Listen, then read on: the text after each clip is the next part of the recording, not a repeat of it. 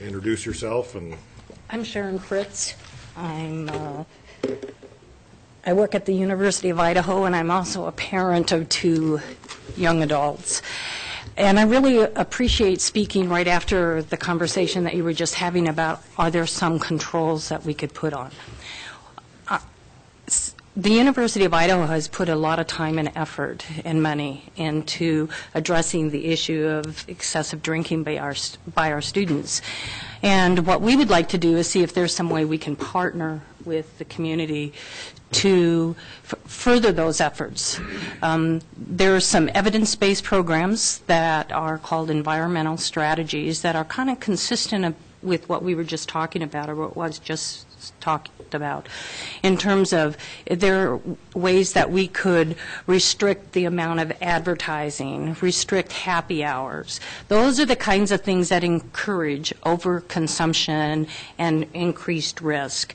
Can we require responsible beverage service training? I know that's not required in the state of Idaho, but these are some options that we might consider, especially if we're going to do a probationary period. Can we increase enforcement, publicized enforcement by the police? Can we be consistent with ID checks and all those kinds of things? So those are some environmental strategies that have been demonstrated by research to be effective in working with the colleges and the environment and reducing risk. And I guess for me, this is so close to our environment. I mean, it's essentially on our campus. And we're in the process of developing a campus community task force to address this issue from an environmental approach. And so I was thinking this would be a great opportunity for us to begin these conversations, maybe looking at this direction.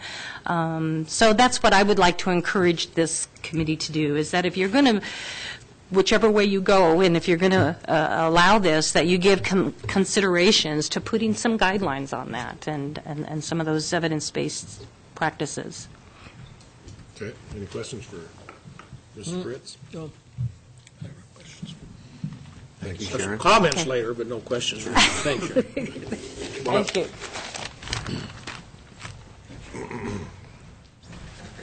My name is Dr. Kip Jenkins. I am the director of the LDS Institute of Religion and the building coordinator for the property on 902 Deacon Avenue. Mm-hmm.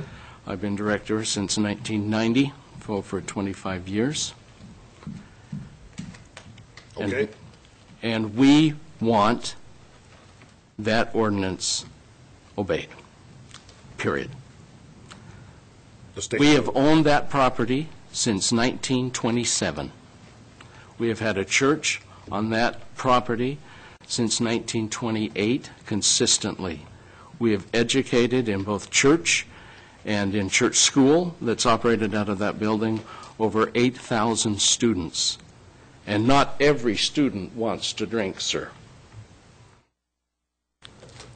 Please address all your comments to us. When 1953 came around and the Perch came out, we petitioned the Moscow City Council to not allow a liquor license to be given. We were voted out. Every time an opportunity for a liquor license has come up and we've discovered that someone else new is applying to it, we have vehemently opposed any letter drafted. We have been good citizens. We have not had the police department come ever and put down any noisy LDS party. We have had no student of ours that has broken anything or defaced any property of any of our neighbors, ever. In the nearly 100 years we've been an institute, since 1926. I went through the history today, and over $8,000 of property damage has come because of direct liquor or under the influence of alcohol. We've had 4 signs stolen. 3 have been from the fraternity that operates right next door to the Perch. We've had 18 windows broken. We had one that we reported to the Moscow City Police Department where a beer bottle was thrown through our library window, almost hit a girl as she was studying. We're tired. We're tired of the alcohol-induced activities that bring property damage and difficulty for our students. He talks about $80,000 that he's put in. We put in $185,000 for a parking lot. We put in $800,000 to remodel that building. We will put in another $6,000 to remodel all of the doors. 18 windows. 18 windows in my 25 years. Gentlemen, I'm tired of not being protected by an ordinance that intends to protect me from property damage and other difficulties that come because of alcohol. If they're selling $4,000 in food, they can use another $1,000 that they can sell in soda pop. But no more liquor, please. I'm asking that that ordinance be administered and adhered to. I also talked with church authorities, and we're ready to litigate if we have to. Thank you. Would anyone else like to speak? Brian, want to say anything? You got to come up here if you say something, Brian. Sure. I'm Brian Doolin with the University of Idaho, and I'm not here representing the University of Idaho at all today. And I'm not speaking in opposition to the Perch's application. I do have just a few concerns. Two of the biggest environmental strategies that Sharon had talked about earlier, proximity to campus and low cost of alcohol, are two of the biggest environmental risk factors for overconsumption. At the Perch, too, they have pretty aggressive pricing for alcohol. They sell 32-ounce cups of alcohol, of beer, for $2.50. And so it kind of markets directly at our students and promotes higher consumption. For $5, a student could have two of these. If I, as a 200-pound man, I weighed in at 204 this morning, but normally about 200. Were to have two of these, I'd be at a 0.09 within an hour. If a 120-pound girl drank two of these, she would be at a 0.18 in an hour. And so if they were to get a permit to sell alcohol, we would just really encourage them to be very mindful about their pricing strategies and to take some steps to limit overconsumption for our students. So, thank you. Thanks, Brian. Walt, did you have something else you'd like to say? Yes, I do, if I may. What kind of... I realize that, sir, but I'm fighting for my livelihood I here. understand. I understand that $160,000 for a parking lot is a lot of money. However, it did not come out of his pocket. And I praise the fact that not all students are drinkers. That's fantastic. Now, that lady was concerned about education. I'm willing to work with her to see what we can do. I want a responsible business. I want something that I could be proud of, not something that I have to make excuses. Why is this happening? Why are the police over here? I'm not interested in that. And I am willing to work with that lady. I'm willing to work with the attorney. I'm willing to work with anybody. Okay. Any other? Go ahead. You're not selling it by the drink, but you're still, as a convenience store, you're still selling it as carryout. Is that correct? Correct. You have the amount of sales that you have in carryout? Yes. I'd like to know what that is.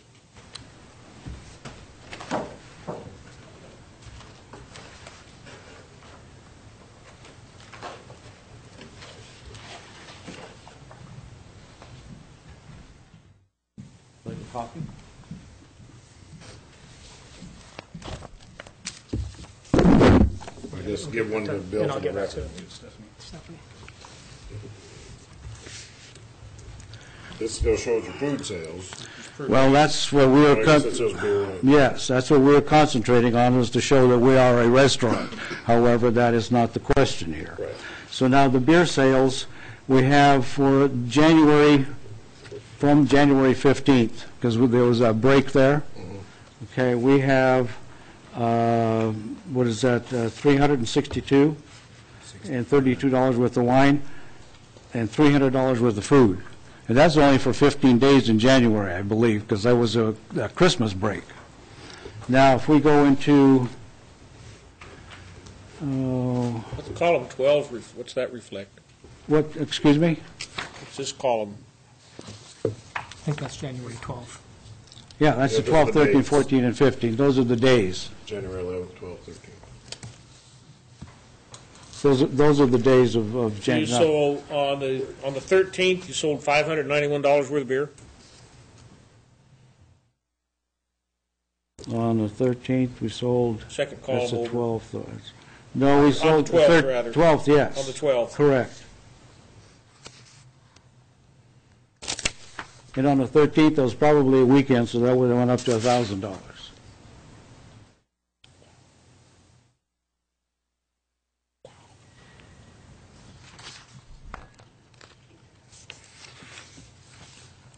Okay, Rod, there's no question that the packaged beer sales is okay.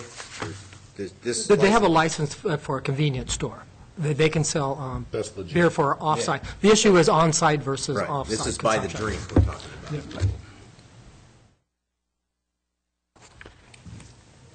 Any more Lieutenant questions? would like to speak, if we could give him a chance here. Go ahead and introduce yourself. My name is Paramjit Singh. I'm the owner of the Perch Inc. So just like to explain one little thing. I'm working that place since 2012 with the previous owner too. So since last year when I took over this place, looking my number and the previous number I have on my record and my mind, we do, my sales, Go Beer, has been going up. There's two reasons that I want to, share with the people here from university and all that. Yep. It's we try to control underage drinking. People living in the houses there. So suppose I'm 21, I'm living in a house. I have 20 freshmen that come this year. And then if I have right to go to Perch, sit down, drink the tub by drink, and I'm going to come there and drink 2 tub, go back home myself, I'm good to go. Now I cannot come there. I don't want to walk to the downtown. And I hear the freshman walk to me, he say, here's $20, can you go to Perch, buy a 30-pack, and we can share. That's the reason a lot of beer walk from my store to the houses. The people can drink more there. If I have a facility to drink, serving people come there, sit and drink, and that number is going to be cut half. Are you going to quit selling it to go? No, I'm still going to do, but it's going to cut the half off. Maybe, but It's Probably and not. this is I'm a let me college explain student. it. I know how things work. And then I have people. The house is called the dry, completely dry. 10 o'clock night, guy come in with golf stick bag, put in 3 30-pack in there, zip her up, put in his backpack, and walk to the home. Where the carrying is golf stick, whatever you guys call. Then they can have a party in there again.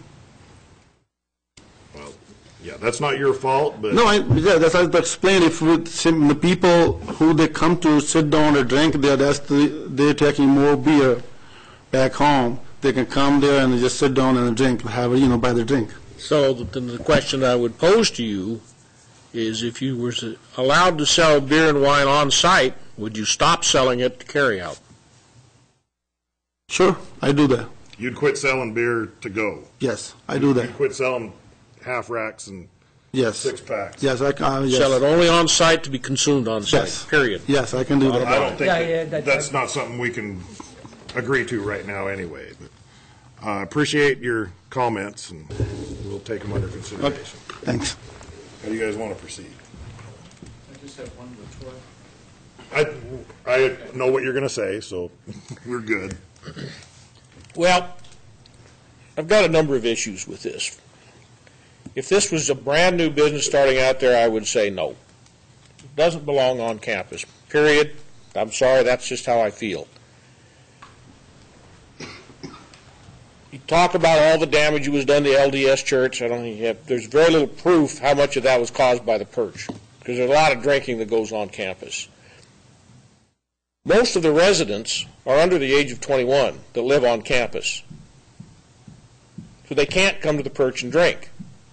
But somebody can come there and buy beer to carry out, just as you indicated, and take it to the residence halls or to the sororities or fraternities, time for party time. Okay? I think that's a bigger concern than on-site consumption, quite frankly. Because if you had on-site consumption, it would be only 21-year-olds. And you don't have very many 21-year-olds that live on campus. The vast majority of them are underage. And keeping the alcohol out of the hands of the underage students is the most important thing to me. I think once they hit the age of 21, a lot of them have become a little bit more mature when it comes to their drinking habits. Now, the other issue that I have is the fact that this has been an ongoing situation. I want to clarify that because I think you think it was an ongoing restaurant. They were actually operating basically as a bar, which was clearly illegal even under our zoning order. They were actually had prohibited anybody under 21 from going in there, so that was everything that they were operating as a bar. Mm-hmm. But Mr. Lockteff went ahead with his remodel and expansion with the assumption, right or wrong, that he was going to be able to continue to sell beer and wine on site. And then after he moves along and the number of dollars have been spent, he suddenly finds out that there's another hoop that he has to jump through, and now this hoop appears to be too high for him to go through, and now he's another business that all of a sudden the world changed on him, and now he has a hard time complying with what's going to happen. These are where I'm conflicted. Jim. Yeah, I have mixed feelings about this because Mr. Lockteff owns the property and he's trying to lease it out and create some income for himself, and he's had people there in the past that have had a license before, and so I could see where he would have the idea that he would be allowed to have a license in the future. But I also see that it hasn't been responsibly administered in the past, and that gives me a lot of concern. The idea that they're close to a religious institution, clearly within, close enough that we could deny it just based on that. But I'm inclined to allow people to try and make a living if they're doing it responsibly. I'm not opposed to alcohol consumption in a responsible way, but I think a lot of times on campus it becomes the central activity, and it becomes the object of the game is to see how inebriated you could get, not have a beer with the sandwich. And I think that's a big problem, and I think that's what Mrs. Fritz is bringing up, that we need to do something to change that modeling. So I guess what I would like to do is table this until we have a chance to discuss whether we can do some sort of a sunset probationary period, and so that we can, see that Mr. Lockteff can possibly make a reasonable amount of money from this, and deal with the concerns of the neighbors to make sure that they don't have property damage and insults and problems that go along with that. So that's where I'd like to go with it. I'd like to take some time to consider it in more detail more time than we have to consider it this afternoon. Just one other comment that I have. Sir, you indicated or you implied that should not this go the direction that you desire, that you're prepared to go ahead with litigation. That sounds like a threat. And that does sound like a threat to me. And, sir, I do not respond well to threats. Rod? Yeah, just to let you know, it is your discretion. It's a city council discretion of whether they grant the waiver or not. That is fully within your discretion. Right. If you grant it or you don't grant it, that's up to you. You have no liability. Does the property owner have any way to appeal our decision? Whether you abuse your discretion, if you showed that you were, Okay. have to show that you abused the discretion. I guess, can you find out by the next administrative committee meeting what Jim was asking, if there is some. Well, whether you can waiver, or some some sort of sunset on a waiver. probationary thing. I mean, I mean, I can look, I can do the research. I don't think that back there is here, anything and out there on that. I doubt there is too, but that way we'll know, and then we'll be able to make that decision, and then we'll bring it back to admin. Also, this body here would only recommend to send it to council and recommend They understand that. Approve it or not. approval or not. We would not make a decision today on whether he could get a permit, but I think we should. Clarify, Dan, what it is that you would like to have brought back and what kind of a waiver? What Jim was talking about was if there was some sort of, Probationary period or some sort of period expiration of the waiver. with conditions, I guess, is. I would certainly like to see that. I'd also like to see, if the council decided to go ahead and allow this, I would certainly like to see somehow in the agreement it could be made that carry-out sales would be discontinued. But I don't know how that can be enforced. I mean, You can do that. you're allowed, and Either you are or you aren't. while you're maybe an honorable individual, unless we're standing there at the door, we can't monitor it. So we can't put that kind of a provision in there. Before I walk out of here, I got to drive all the way to Spokane. Gotta get it off my If you chest. bring it up, If it would ease your mind, sir, we could at least limit the amount of carryout that we have.